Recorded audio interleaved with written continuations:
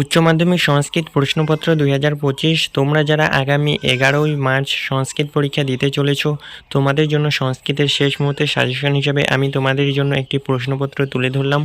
প্রথমেই বলি, এটি কোনো আসল প্রশ্নপত্র নয়, এটি একটি মডেল প্রশ্নপত্র, অর্থাৎ তোমাদের পরীক্ষার প্যাটার্ন অনুযায়ী এই প্রশ্নপত্রটি তৈরি করা হয়েছে। ঠিক এই রকমই একটা প্রশ্নপত্র তোমরা পরীক্ষার সময় হাতে পাবে এবং গুরুত্বপূর্ণ প্রশ্নগুলি আমি এই প্রশ্নপত্রে রেখেছি। তোমরা অবশ্যই সম্পূর্ণ প্রশ্নপত্রটি দেখো। সম্পূর্ণ প্রশ্নপত্রের আঙ্গিকে এই প্রশ্নপত্রটি কিন্তু তৈরি করা হয়েছে। তোমরা দেখতেই পাচ্ছ যে এখানে লেখা আছে this question booklet consist of 16 pages, অর্থাৎ 16টি পেজ নিয়ে এই প্রশ্নপত্রটি তৈরি করা হয়েছে। সংস্কৃত এবং ইংরেজি অর্থাৎ দুটি পার্টে আছে এখানে। তো প্রথমেই তোমরা দেখবে যে তোমাদের এমসিকিউ থাকে 15টি, গদ্যাংশ থেকে তোমাদের যা যা এমসিকিউগুলি আসতে চলেছে তোমরা দেখে নাও। প্রথমেই আবারও বলি তোমাদেরকে, এটি কোনো আসল প্রশ্নপত্র নয়, এটি একটি মডেল প্রশ্নপত্র, অর্থাৎ তোমাদের পরীক্ষার প্রশ্নপত্র ঠিক যেমন হতে চলেছে সেই আঙ্গিকে এই প্রশ্নপত্রটি তৈরি করা হয়েছে। এটি একটি মডেল প্রশ্নপত্র, কোনো আসল প্রশ্নপত্র নয়, বারবার মনে রাখবে। এই প্রশ্নপত্রটি দেওয়ার উদ্দেশ্য একটাই, পরীক্ষার আগে তোমাদের পরীক্ষা প্রস্তুতি যাচাই করে নেওয়ার জন্য এই প্রশ্নপত্রটি তোমাদের দেওয়া হচ্ছে। এরপরে দেখো তোমাদের নাট্যাংশ অংশ থেকে কি কি এমসিকিউ রয়েছে। তোমরা অবশ্যই এই প্রশ্নপত্র থেকে কটা পারছো বা কটা পারছো না অবশ্যই কমেন্ট বক্সে কমেন্ট করে জানাবে। কোনো প্রশ্ন বুঝতে অসুবিধা হলে অবশ্যই কমেন্ট করবে। তোমাদেরকে আবারও বলি, এটি একটি মডেল প্রশ্নপত্র। তোমাদের পরীক্ষার প্রস্তুতিকে যাচাই করার জন্য তোমরা এই প্রশ্নপত্রের একটা মক টেস্ট দাও এবং কার কত স্কোর আসছে অবশ্যই কিন্তু কমেন্ট করে জানাবে। তো দেখো তোমাদের গদ্যাংশ, তোমাদের সাহিত্যের ইতিহাস সম্পূর্ণ থেকে কিন্তু এমসিকিউ আমি দিয়ে দিয়েছি। এরপরই দেখো তোমাদের এসিকিউ কোশ্চেন অর্থাৎ সংক্ষিপ্ত উত্তরভিত্তিক প্রশ্নাবলী। প্রথমেই রয়েছে যে গদ্যাংশ থেকে যে কোনো 3টি।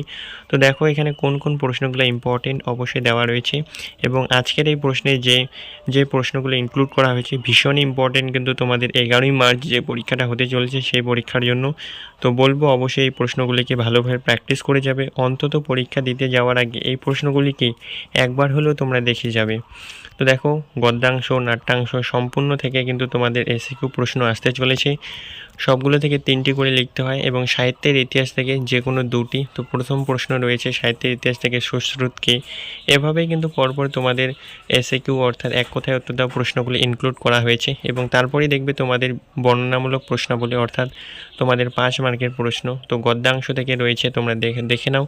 এবং আবার একটি বিষয় বলবো যে তোমাদের বড় প্রশ্নগুলো কিন্তু ভীষণই ইম্পর্টেন্ট। এই প্রশ্নপত্রে যা যা রয়েছে এই প্রশ্নগুলোর কিন্তু অধিকাংশই কিন্তু তোমাদের 11ই মার্চ পরীক্ষা আসতে চলেছে।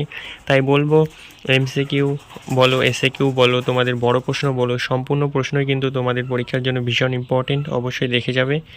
এবং তোমরা এটা ভাববে না যে এটা একটা মক টেস্ট বলে এই প্রশ্নপত্রগুলো আসবে না। দেখা যেতে পারে যে এখান থেকেই কিন্তু অধিকাংশ প্রশ্ন তোমাদের পরীক্ষায় এসে গেল। সেক্ষেত্রে তোমরা যদি এই প্রশ্নগুলো যদি প্র্যাকটিস না করো সেক্ষেত্রে কিন্তু তোমরা পরীক্ষার হলে নিরাশ হবে। তাই বলবো অবশ্যই ভীষণ গুরুত্ব সহকারে এই প্রশ্নগুলিকে প্র্যাকটিস করবে। তো গদ্যাংশ, নাট্যাংশ সম্পূর্ণ থেকে কিন্তু বড় প্রশ্ন এখানে ইনক্লুড করা আছে। তারপরেই দেখো সাহিত্যের ইতিহাস থেকে যে কোনো একটি। তো প্রথমেই রয়েছে প্রাচীন ভারতে গণিত চর্চা এবং জ্যোতির্বিদ্যায় আর্যভট্টের অবদান আলোচনা করো। ভীষণই গুরুত্বপূর্ণ এবছরের জন্য এই প্রশ্নটি। তো প্রথমে দেখো অভিজ্ঞানম শকুন্তলম অবলম্বনে নাট্যকার হিসাবে কালিদাসের স্থান নির্ণয় করো। তো এভাবেই কিন্তু সম্পূর্ণ প্রশ্নপত্রটি তোমাদের সামনে তুলে ধরা হচ্ছে। তারপরে দেখো ভাব সম্প্রসারণ থাকে তোমরা তো জানোই। তো ভাব সম্প্রসারণ এখানে 2টি রয়েছে।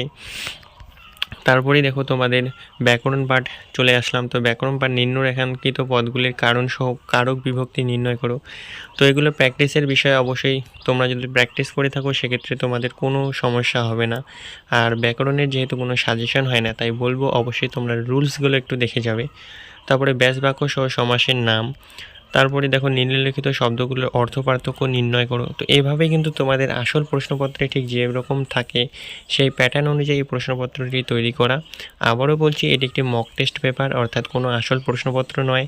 তোমাদের পরীক্ষা প্রস্তুতিকে আরও কঠোর অর্থাৎ মজবুত করার জন্য এই কোশ্চেন পেপারটি তোমাদের প্রোভাইড করা হচ্ছে। এবং এই প্রশ্নপত্রে তোমরা কটি পারছো না বা কটি পারছো বা কোনো প্রশ্ন বুঝতে অসুবিধা হলে অবশ্যই কিন্তু কমেন্ট করে জানাবে।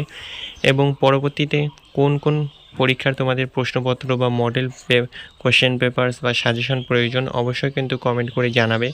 এবং চ্যানেলে নতুন হলে অবশ্যই চ্যানেলটিকে সাবস্ক্রাইব করবে পরবর্তী পরীক্ষা প্রস্তুতিকে আরও মজবুত করার জন্য।